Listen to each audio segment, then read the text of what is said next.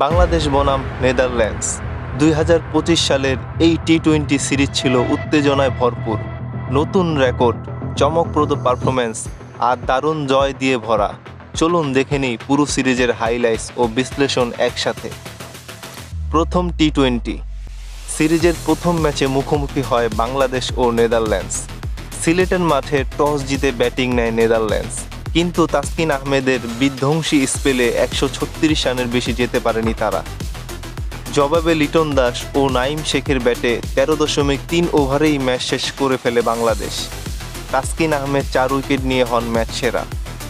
দ্বিতীয় টি-20 দ্বিতীয় ম্যাচেও বাংলাদেশের বোলিং আক্রমণে বিধ্বস্ত হয় নেদারল্যান্ডস। মাত্র ১০৩ রানেই গুটিয়ে যায় তাদের ইনিংস।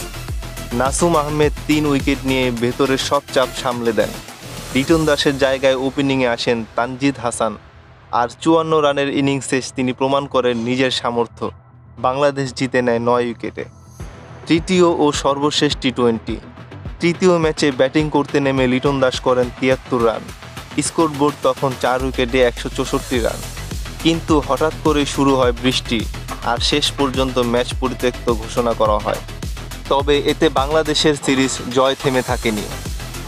বাংলাদেশ সিরিজ জেতে ২-০ ব্যবধানে। সিরিজের সেরা খেলোয়াড় নির্বাচিত হন লিটন দাস, তিনি করেন ১৪৫ রান।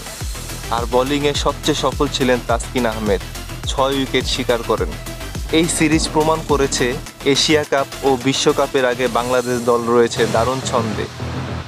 আপনিও যদি চান বাংলাদেশের এই দুর্দান্ত জয়ের ভিডিও হাইলাইটস ও বিশ্লেষণ মিস না করতে, তাহলে এখনই সাবস্ক্রাইব করুন বলভেট টিভি। কমেন্টে জানান আপনার প্রিয় মুহূর্ত কোনটা ছিল।